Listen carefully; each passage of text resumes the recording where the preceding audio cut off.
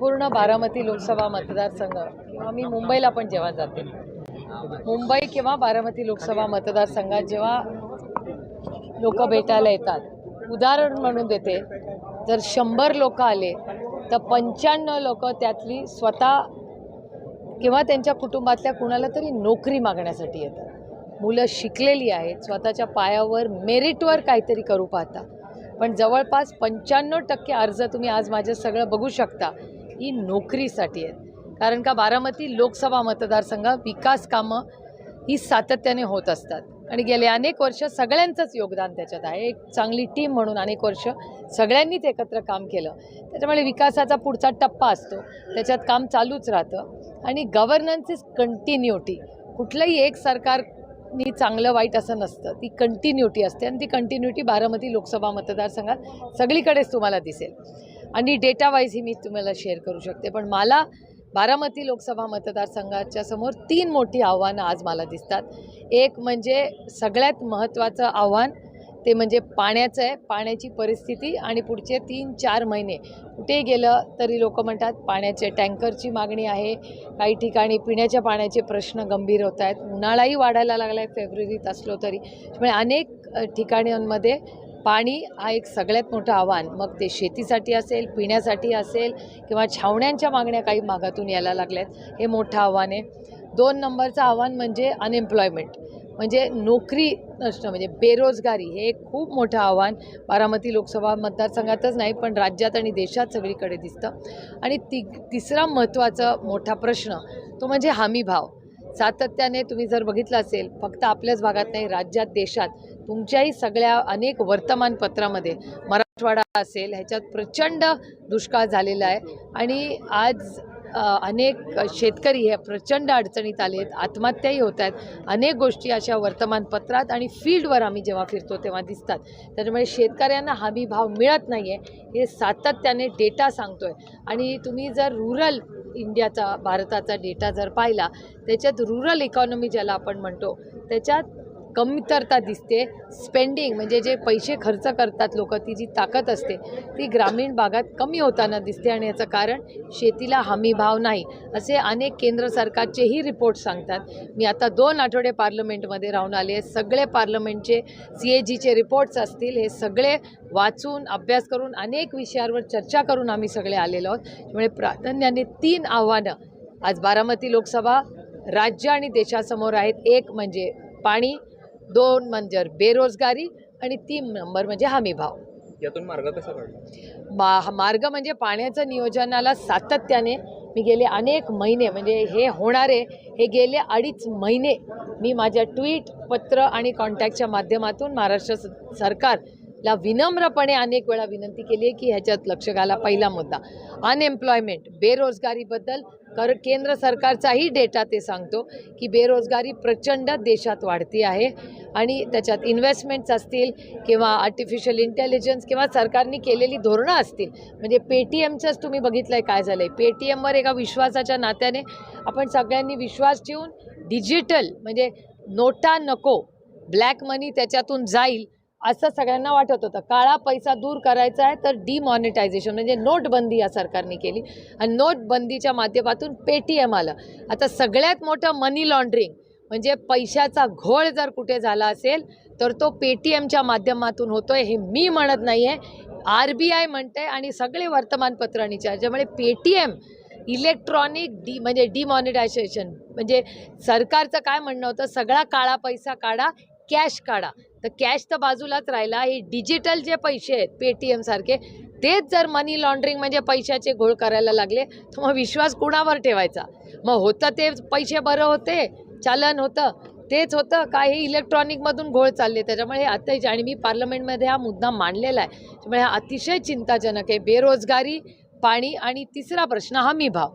हमी भावासाठी सारखेच आम्ही मागणी करतोय पण ते कुणाच्याच पदरात पैसे पडत नाही। कांद्याबद्दल म्हणजे एक्सपोर्ट्सबद्दल सातत्याने केंद्र सरकार बोलत असतं, पण मग कांद्याचा एक्सपोर्ट हा बंद करण्याचं कारण काय?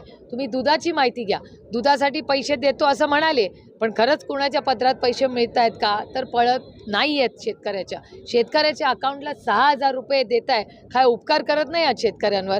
या देशाचा भुकेचा प्रश्न कष्टाने कोण सोडवत असेल तो या काळ्या मातीशी इमान राखणारा शेतकरी आहे. तर जर शेतकऱ्यांनी जर सुट्टी केव्हा घ्यायचा दिवस ठरला किंवा त्यांनी आंदोलन केलं आणि पिकवणं बंद केलं तर काय होईल या देशाचं. त्याच्यामुळे हे शेतकऱ्याच्या विरोधातलं हे केंद्र सरकार आहे. 6 महिने तुम्ही कॉस्ट काढून बघा, त्यांच्या पार्लमेंटमध्ये उत्तरं बघा. कॉस्ट ऑफ प्रोडक्शन, फर्टिलायझर असेल, सीड असेल, या सगळ्याचा खर्च वाढलेला आहे सरकारमध्ये. त्याच्यामुळे शेतकऱ्याच्या पदरात आधी इतके पैसे पडत नाही आहेत. तुम्ही बारामती, इंदापूर, दौंडच्या बाजारपेठा फिरा. बाजारपेठातल्या दुकानांना विचारा की त्यांचा प्रॉफिट किती कमी झाला आहे. एकतर ऑनलाईनमुळे त्यांचे 25-30% कमी झालेले आहेत. त्याच्यामुळे ह्या सगळ्याचा अतिशय गांभीर्याने इकॉनॉमिकली महाराष्ट्र आणि केंद्र सरकारनं विचार केला पाहिजे. इलेक्शन्स येतात आणि जातात हो, त्याच्यातून प्रश्न सुटत नाही. सरकारची जबाबदारी असते की गरीब, कष्ट करणाऱ्या, शोषित, वंचित, पीडित यांच्याबरोबर फक्त जुमलेबाजीनी प्रश्न सुटत नाहीत. नुसते आंदोलनं करून आम्हाला दुसरा काही मार्ग राहिला नाही, कारण का हे सरकार काहीच ऐकत नाही.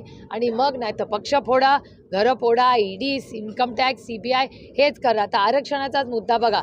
गेले 2 आठवडे सातत्याने मराठा समाज, धनगर, लिंगायत, मुस्लिम आणि VJNT मधले आपले रामोशी समाज असेल, या आणि किती भामटा समाज असेल, या सगळ्या अनेक समाजांचे किती मला सांगा प्रश्न प्रलंबित आहेत. का नाही केंद्र सरकार करते. ओडिसाचा आरक्षणाचा प्रश्न त्यांनी घेतला, त्यांनी आंध्र प्रदेशचा घेतला, जम्मू काश्मीरचा घेतला. मग धनगर समाजाचं का नाही बिल आणलं केंद्र सरकारने. आणि मग केंद्र सरकार आम्हाला असं सांगतं की मराठा, धनगर, लिंगायत, मुस्लिम आणि VJNT म्हणजे रामोशी समाज वगैरे असे अनेक जे समाज आहेत यांचे प्रश्न महाराष्ट्र सरकारने केंद्राला पाठवलेले नाहीत. बाकीची राज्य जर पाठवतात मग महाराष्ट्र सरकार का पाठवत नाही आहे. एकीकडे आरक्षण देणार म्हणतात आणि दुसरीकडे देत नाहीत. मग झरांगे पाटलांना आंदोलन करावं लागतं. मग हे फसवणूक नाही का झरांगे पाटलांची आणि समाजाची. परत त्यांना आंदोलन करावंच लागलं ना. धनगर समाजाला, लिंगायत समाजाला, मुस्लिम समाजाला, VJNT, रामोशी समाजाला सारखं का लढावं लागतं, उपोषणं का करायला लागतात. मग आंध्र प्रदेशला न्याय, ओडिसाला ते हे देतात, संधी देतात. जम्मू काश्मीर आम्ही स्वागत करतो. मी मनापासून स्वागत करते की ज्या ज्या समाजांना आरक्षण पाहिजे होती त्यांना न्याय देत आहेत. ही आनंदाची गोष्ट आहे. आपल्या दुसऱ्या भाऊ बहिणींना काहीतरी मिळत असेल तर स्वागतच करू.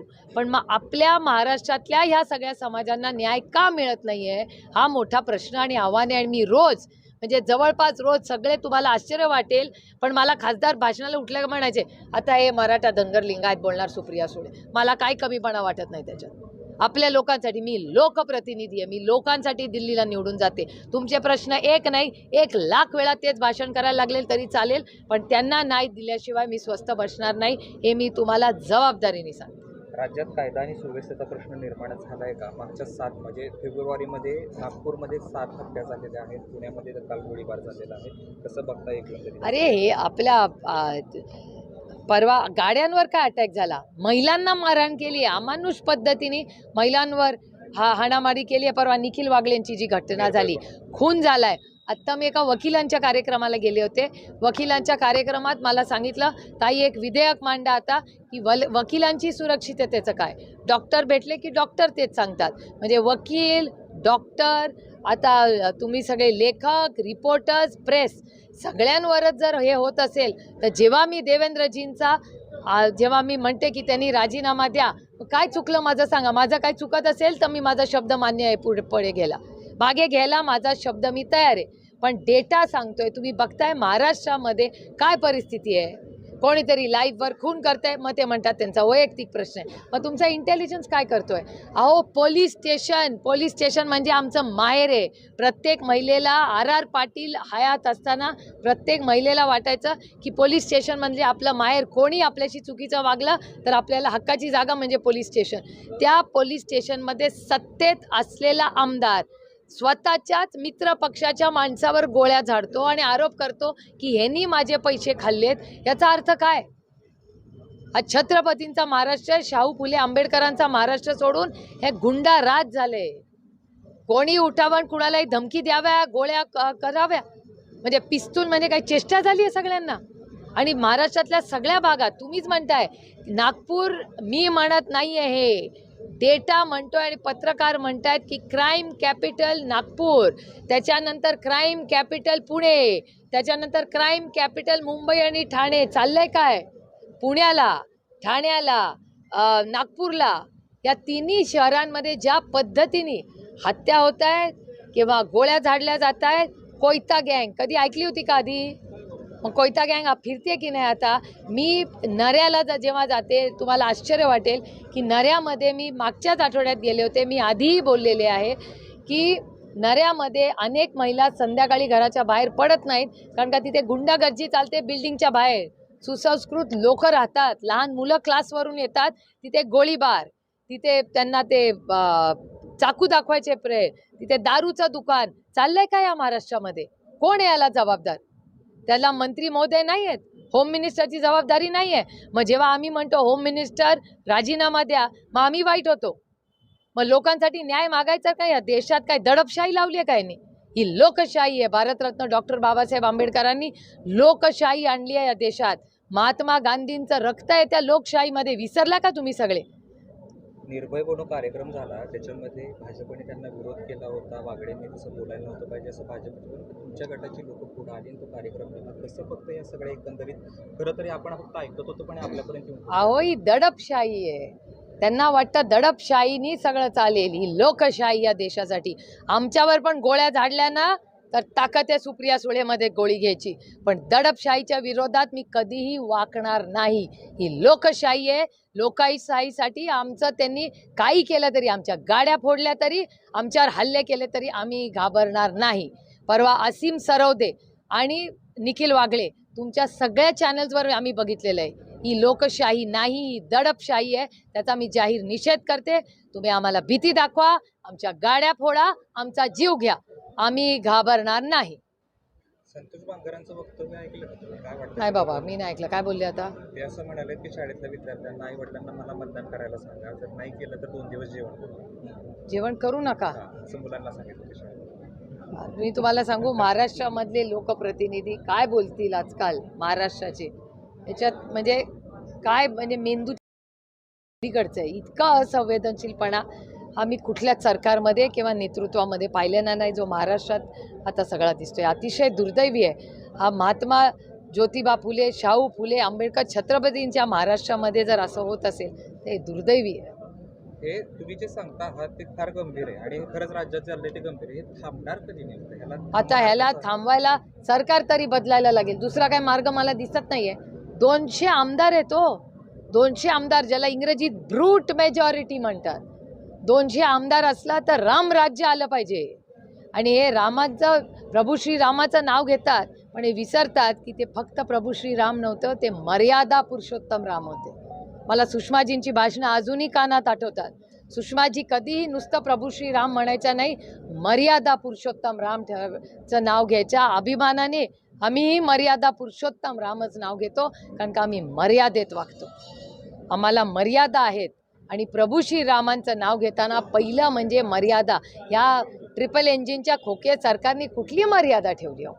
मग महिलांवरचे अत्याचार असतील, खून असतील, ज्या पद्धतीने गोळीबार आज होतोय जणू काय कुठल्याच जगात आहोत आपण. हा आपला सुसंस्कृत महाराष्ट्रात राहिला नाही, हा गुंडागर्दी झालेली आहे या राज्यामध्ये आणि याच्यासाठी आम्ही पूर्ण ताकदीने या गुंडागर्दीच्या विरोधात आम्ही लढणार. बारामती लोकसभा मतदारसंघावरची तुमच्या विरोधात सुनेत्रा पवार लढणार अशी चर्चा आहे. अद्यापपर्यंत त्याला अधिकृत उत्तर मिळालं नाही. काय आजच महादेव जानकर देखील लढणार ही लोकशाही आहे हो, कोणीही लढतं, ही लोकशाही आहे. आणि माझा आग्रह राहील की लोकशाहीमध्ये विरोधक हा असलाच पाहिजे आणि तो पण दिलदार असला पाहिजे. नाही तर काय लोकशाही कशाची आहे? दडपशाही नाही आहे. लोकशाहीमध्ये प्रत्येक विषयाला विरोध आणि चर्चाही झालीच पाहिजे. दडपशाहीनी नाही, लोकांना दम द्या वगैरे असल्या गोष्टी